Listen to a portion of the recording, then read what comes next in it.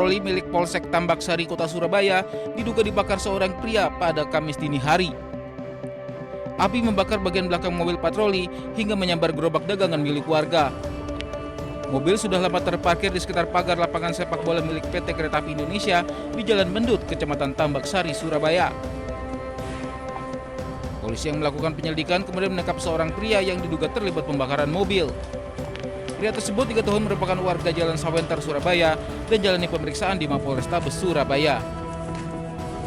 Patroli Pak itu? Ya, mobil patroli yang udah lama, yang udah rusak itu. Kan cuma bagian kapor itu timbulnya itu loh yang ditambahkan enggak mobilnya. Jadi dibakar orang tadi itu? Iya. Masih belum ada keterangan resmi dari kepolisian terkait peristiwa ini. Dari Surabaya, Jawa Timur, Yuda Prawira, iNews melaporkan.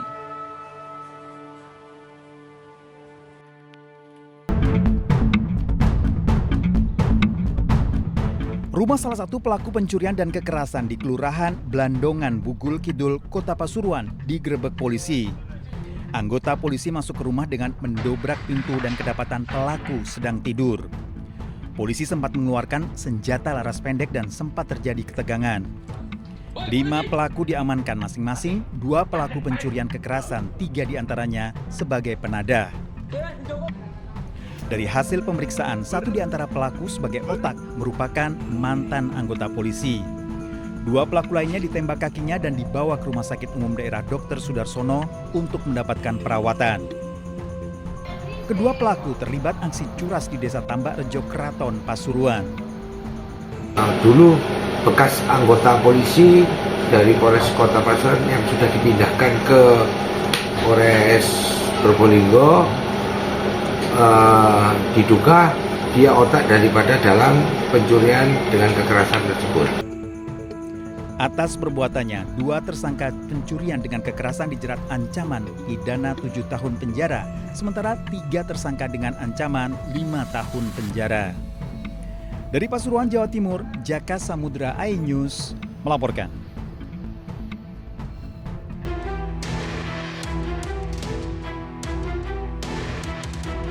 Presenter kondang Ruben Onsu resmi ditetapkan sebagai tersangka oleh penyidik Polres Metro Jakarta Selatan terkait dugaan tindak pidana penipuan atau penggelapan.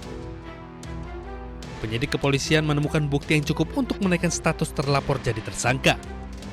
Menurut Kasih Humas Polres Metro Jakarta Selatan AKP Joko Adiwibowo, korban mengaku mengalami kerugian akibat janji investasi yang ditawarkan oleh pihak Ruben. Tergiur dengan janji keuntungan yang menggiurkan, korban kemudian menyerahkan sejumlah modal kepada mantan suami Sorwenda tersebut. Terlapor saudara RSO statusnya dialihkan sebagai tersangka. Kemudian dibuatkan surat penetapan sebagai tersangka. Meski statusnya sudah naik menjadi tersangka, polisi menyatakan hingga saat ini belum melayangkan surat pencekalan ke pihak imigrasi. Namun penyidik telah menjadwalkan pemeriksaan perdana terhadap Ruben Onsu dalam kapasitasnya sebagai tersangka pada pekan depan. Dari Jakarta, Raffi Wardani, iNews melaporkan.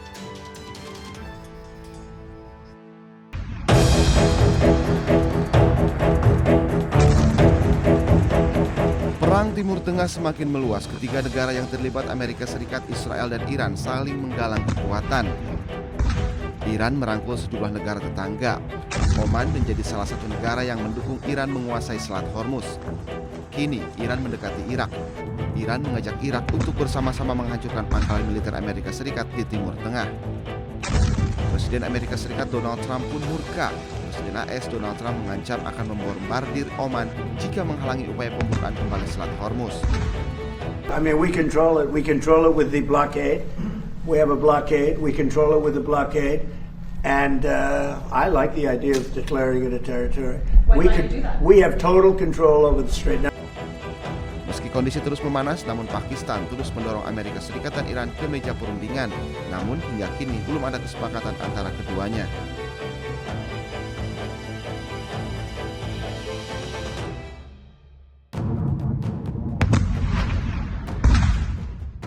Iran mulai pertimbangkan serangan terhadap fasilitas militer Amerika Serikat di Eropa. Nantinya, serangan akan difokuskan pada fasilitas militer AS di Eropa bagian selatan dan tenggara. Tindakan ini akan diambil bila AS terus menyerang Iran. Salah satu yang menjadi target adalah Bulgaria, yang telah menyetujui penggunaan pangkalan udara Besmer untuk pesawat pengisian bahan bakar AS. Bulgaria pun telah bersiap menghadapi serangan Iran.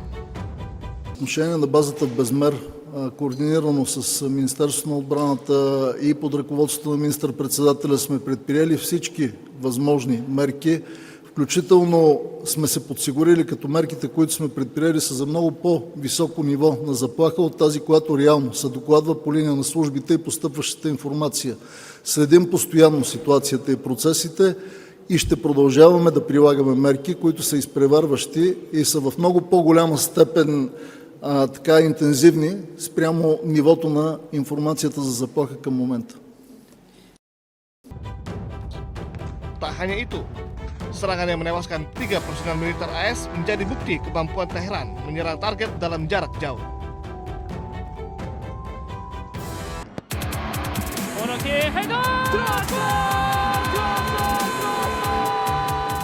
Dari keluarga Sintayong ada Shin Jae-won. Lahir 16 September 1998, Jae-won berposisi sebagai sayap atau gelandang dan mampu bermain beberapa posisi.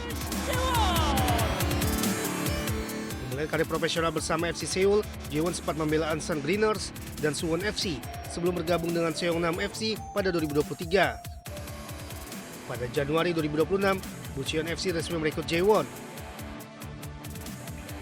Media Korea setempat menyebutnya sebagai pemain multifungsi di sektor lini serang, serta masuk Best 11 K-League 2 pada 2025.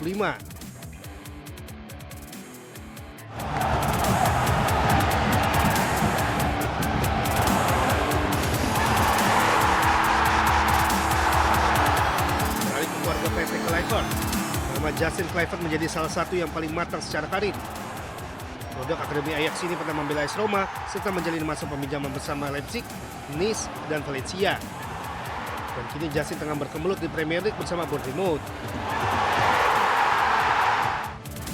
Selain kebinang bersama klub, Justin juga mendapat kesempatan membela Belanda di Piala Dunia 2026. Saat itu Belanda mengalahkan Tunisia 3-1 pada 25 Juni, Justin turun sebagai pemain pengganti.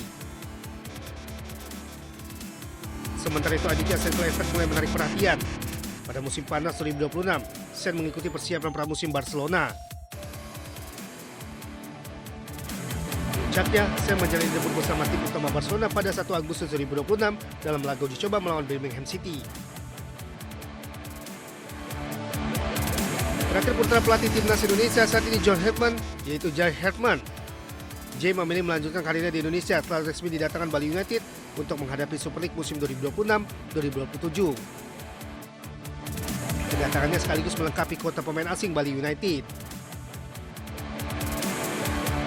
Jai memiliki posisi sebagai penyerang dan diharapkan bisa menambah daya gedor Bali United. Kecepatan, kemampuan membaca ruang, serta pengalaman bermain di kompetisi Kanada menjadi modal Jai untuk beradaptasi dengan sepak bola Indonesia.